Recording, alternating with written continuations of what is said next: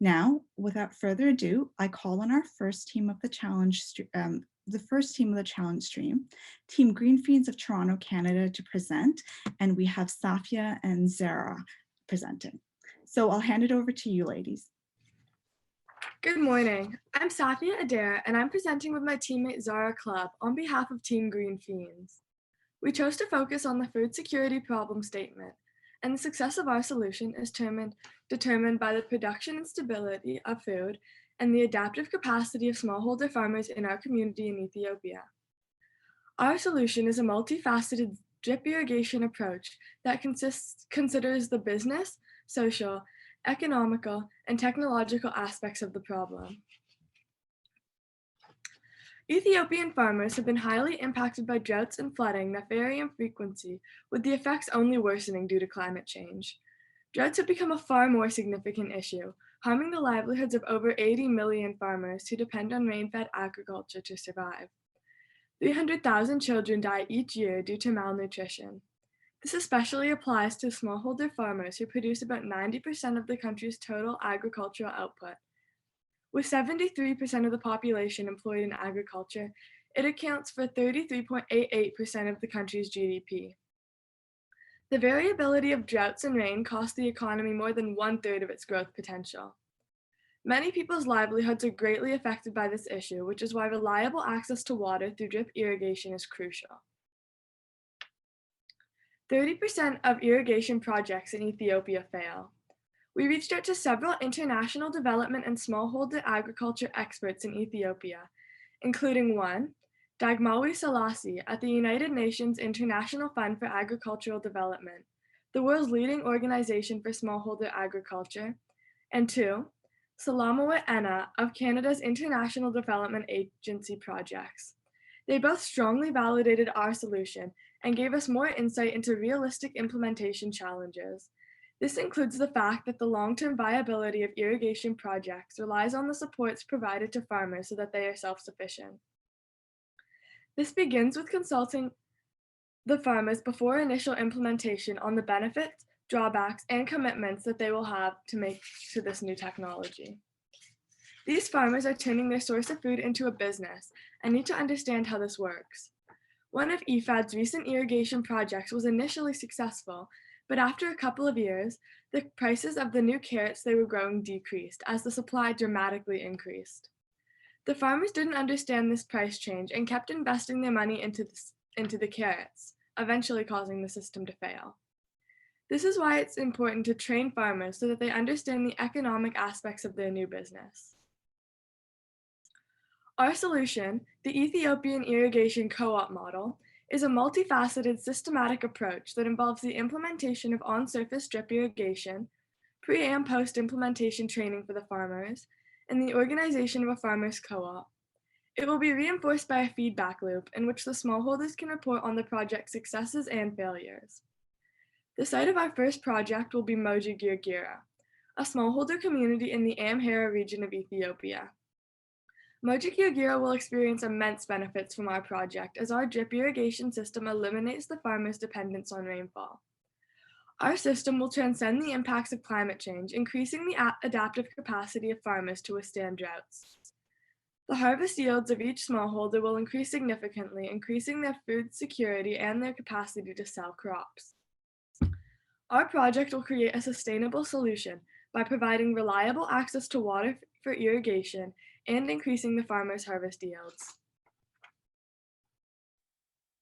We chose drip irrigation specifically because it is the most efficient method with 95 to 100% water use efficiency. Rainwater should not be depended on because of the irregular weather patterns and many droughts that end up harming crops. Instead, drip irrigation provides an optimal amount of moisture in the soil, allowing plants and crops to grow and flourish long term. Key challenges of irrigation projects that could cause failure include a lack of awareness about how to use irrigation, insufficient financial resources and technical skill, imperfect market and poor scheme management. To ensure success for our system, we will make sure to provide holistic training about mechanical, technical, financial, business, and marketing skills. For pre- and post-implementation training, we plan to work with the organization Digital Green to help the farmers maintain their irrigation systems using technology.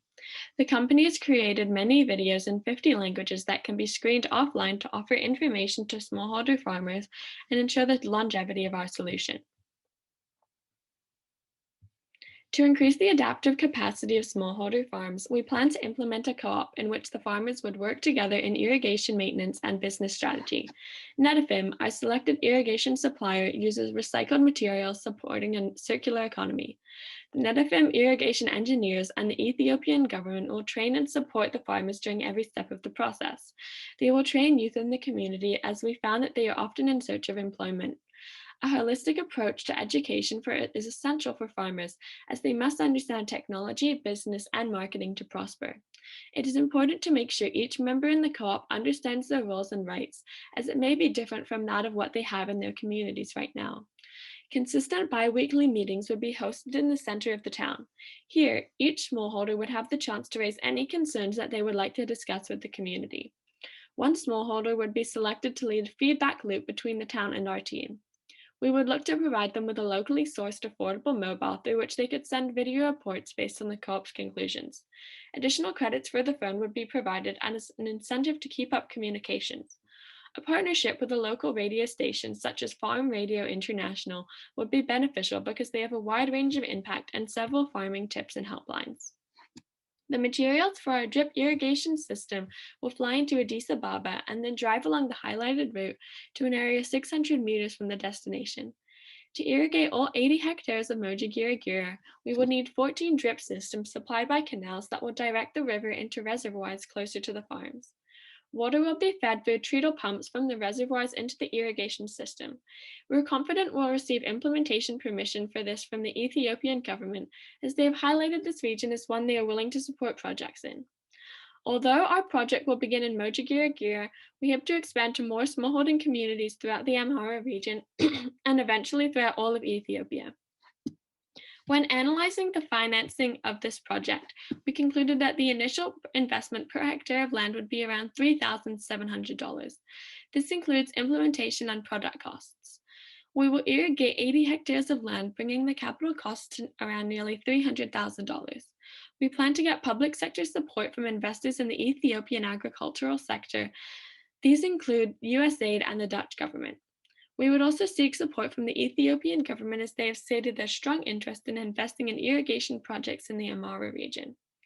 The yearly operational costs of drip irrigation projects like this one are around 3% of capital costs. This comes to $9,000 a year. To mitigate the operational costs, farmers will use the profits made from the high-yield cash crops planted on the newly irrigated land. It is evident that the effects of climate change are only exacerbating the current climate issues for smallholders in Ethiopia. With this in mind, it is clear that it is necessary for farmers to have reliable access to water. Our drip irrigation system, combined with the support provided by a co-op model, is the best possible way to ensure this requirement is met. Our solution is self-sustaining, creates higher productivity farms, reliable access to water, and it is receptive to feedback and change. All of these aspects come together in our solution so that we can best change the lives of Ethiopians. Thank you. Naya, Safia, thank you so much for that presentation. And I think we can open this up to the judges now for Q&A. So judges, feel free to either turn on your videos and go ahead with the question, or type it in the chat box.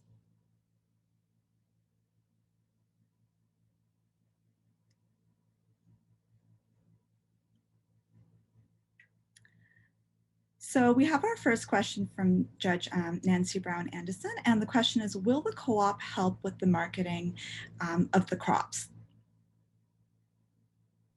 I can take this one. So the selling crops in Ethiopia, it's like you take them to the market in the nearest town to distribute them to the area. And how it helps with like the marketing is that they're able to bring together all of their crops that they grow, and they're able to also diversify the crops that they're growing so that they have more like opportunity to sell different crops and have more of like sustainable supply, and are able to better price their crops so that they get more returns.